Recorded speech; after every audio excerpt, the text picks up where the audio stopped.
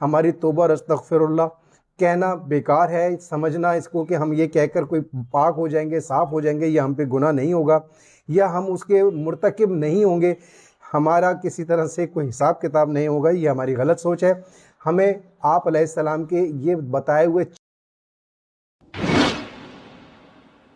السلام علیکم۔ مولا متقیان مولا امام علی علیہ السلام نہج البلاغہ کی حکمت 417 میں فرماتے ہیں، مولا علی علیہ السلام کے سامنے ایک کہنے والے نے استغفر اللہ کہا تو آپ علیہ السلام نے فرمایا، تمہاری ماں تمہارا سوگ منائے۔ کچھ معلوم بھی ہے کہ استغفار کیا ہے؟ استغفار بلند منزلت لوگوں کا مقام ہے، اور یہ ایک ایسا لفظ ہے جو 6 باتوں پر حاوی ہے۔ پہلے یہ کہ جو ہو چکا اس پر نادم ہو، دوسرے ہمیشہ کے لیے اس کے مرتکب نہ ہونے کا تہیہ کرنا، تیسرے یہ کہ مخلوق کے حقوق ادا کرنا، یہاں تک کہ اللہ کے حضور میں اس حالت میں پہنچو کہ تمہارا دامن پاک و صاف اور تم پر کوئی مواخذہ نہ ہو، چوتھے یہ کہ جو فرائض تم پر عائد کیے ہوئے تھے اور تم نے انہیں ضائع کر دیا تھا انہیں اب پورے طور پر بجا لاؤ، پانچویں یہ کہ جو گوشت حرام سے نشو نما پاتا رہا ہے اس کو غم و اندوہ سے پگھلاؤ، یہاں تک کہ کھال کو ہڈیوں سے ملا دو کہ پھر سے ان دونوں کے درمیان نیا گوشت پیدا ہو،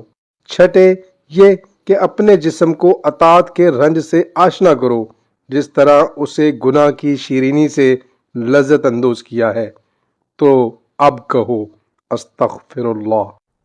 عام طور پر ہم کوئی بھی غلط بات کرنے لگتے ہیں، کوئی حوالہ دینے لگتے ہیں، کوئی غیبت کرنے لگتے ہیں، کوئی بھی بری بات کرنے لگتے ہیں تو پہلے کہہ دیتے ہیں استغفر اللہ، ہمیں ایسا کہنا نہیں چاہیے، لیکن بات ایسے ہے اس طرح سے ہے،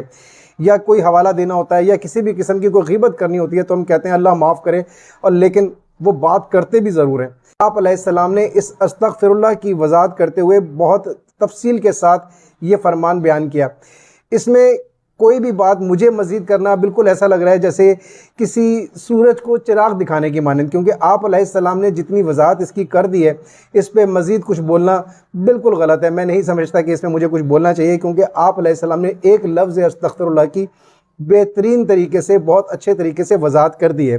ہمیں یہ کوشش کرنی چاہیے کہ ہم اپنی زندگی سے ان تمام باتوں کو، اس طرح کی جو ہم کرتے ہیں کہ ایک رسماً لفظ استغفر اللہ کہتے ہیں، ہمیں وہ نہیں کہنا چاہیے، اور استغفر اللہ کے توبہ کے معنی سمجھنے چاہیے، اس کو جو آپ علیہ السلام نے وضاحت کی ہے کہ 6 باتوں پر ہمیں عمل کرنا چاہیے۔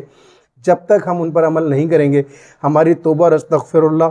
کہنا بیکار ہے، سمجھنا اس کو کہ ہم یہ کہہ کر کوئی پاک ہو جائیں گے، صاف ہو جائیں گے، یا ہم پہ گناہ نہیں ہوگا، یا ہم اس کے مرتکب نہیں ہوں گے، ہمارا کسی طرح سے کوئی حساب کتاب نہیں ہوگا، یہ ہماری غلط سوچ ہے۔ ہمیں آپ علیہ السلام کے یہ بتائے ہوئے 6 طریقوں پر عمل کرنا ہوگا، اس کے بعد ہی توبہ اور استغفار اصل مقصد رکھتی ہے اور وہ قبولیت کا درجہ پاتی ہے۔ پروردگار عالم ہمیں ایسی جو مولا علیہ السلام نے فرمائی ہے ایسی استغفار کرنے کی، ایسی توبہ کرنے کی توفیق عطا فرمائے، آمین یا رب العالمین۔ شکریہ۔